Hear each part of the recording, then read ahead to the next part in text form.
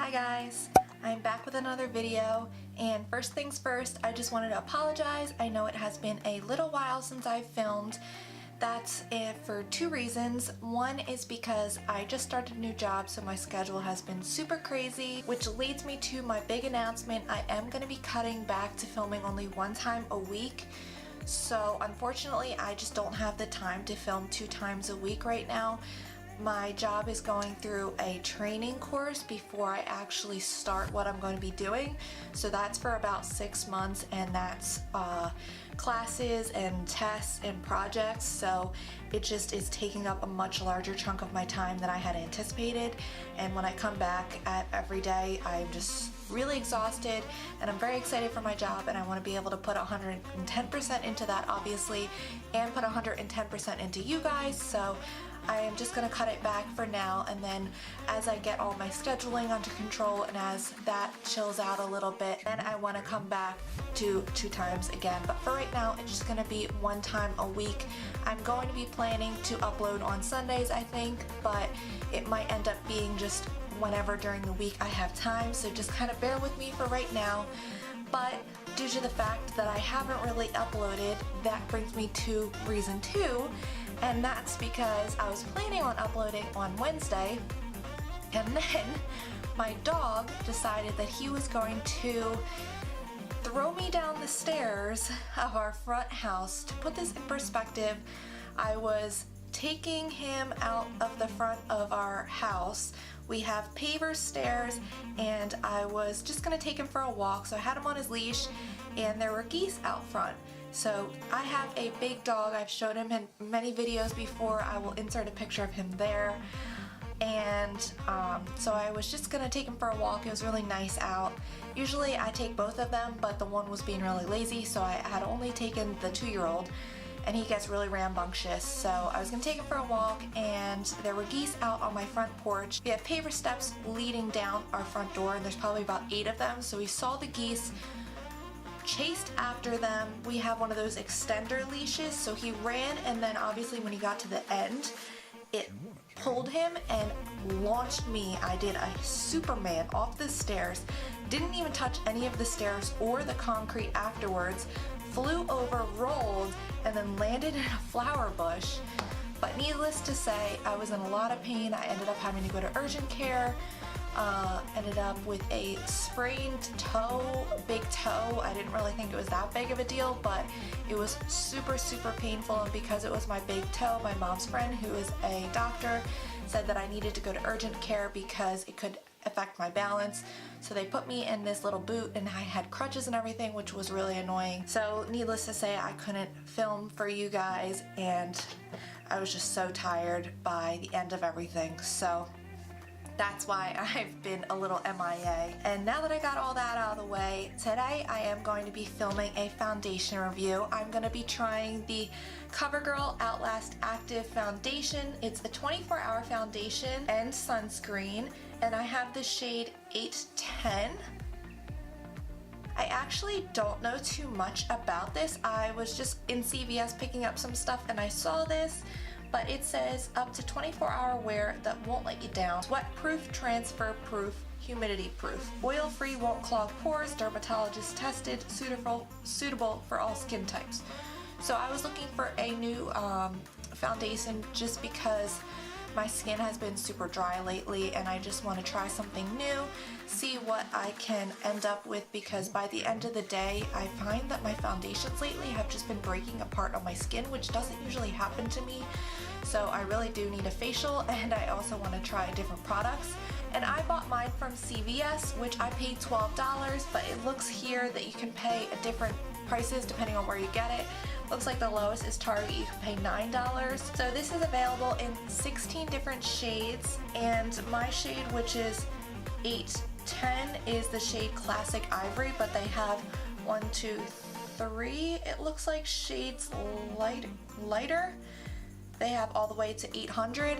This was just the lowest shade that they carried at my CVS. I think they might have had one lower, but it was all out. And I personally have tried this in their other foundations. I think the lower shades are relatively new, but I have the Covergirl Revitalist, I can't really remember the name, but I have that in the shade Classic Ivory, so I've used that before, so I think the shade should be okay.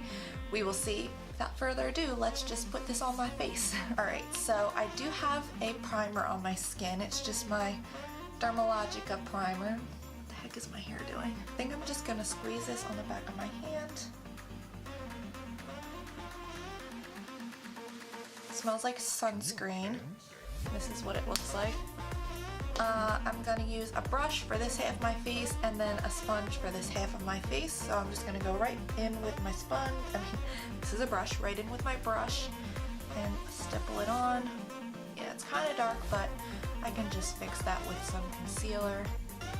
Not going anywhere today. The dog next door is barking so much.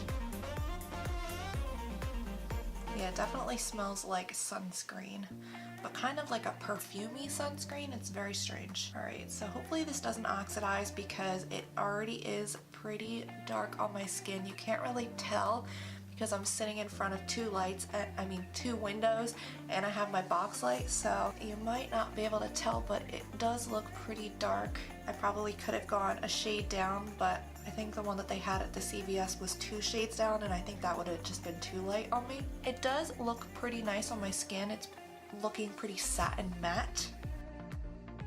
And I don't see any streaks from using the brush. It doesn't have the best coverage. I would say medium-low coverage.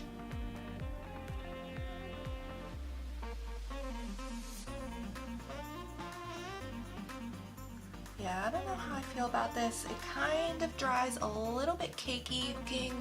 I don't know. I'll have to see how it looks with the sponge. So this is how it looks with the brush. As you can see, I have a lot of stuff that's peeking through still. And then this is the side without it.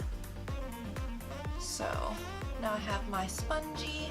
I did only use half of the amount on my face, so it does go pretty far, but now I'm going to use the rest.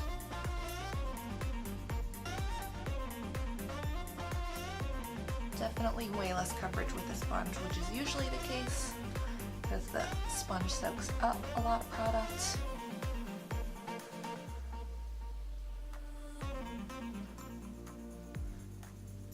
Yeah, so I did barely anything, and now all that product is gone off my hand, so I have to squirt some more.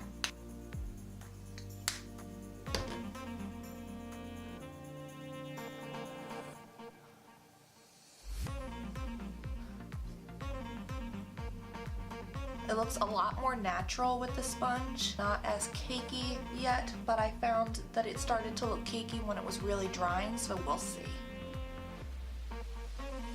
It doesn't do that great of a job of smoothing out anything. Like, I find if I have my forehead's a little bit bumpy right now, so it still looks pretty bumpy. Definitely a lot better with the sponge. The sponge is doing a lot better job of smoothing things out. I wouldn't say that this one's great if you have texture. Okay, so once again, this is the brush side, and then this is the sponge side. The sponge side to me just looks so much smoother, a little bit more full coverage now that I've just blended it out a little bit. I don't think that I used that much more product on the sponge side. I might have used a little bit more just because I ran out, so I put some more on my hand. But I think now I'm just going to go ahead and then do a second layer to see if it's buildable, but I'm just going to use the sponge. Go. Alright, it's building.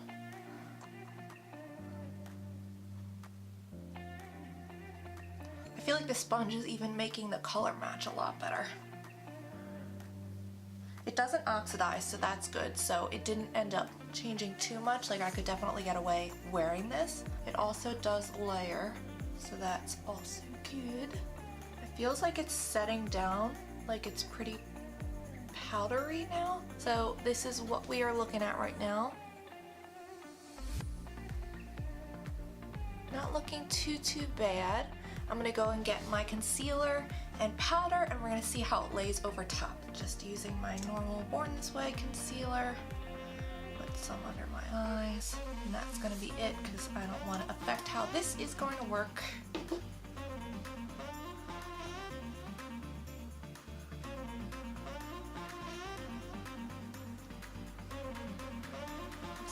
blending all right. Do you want to dance?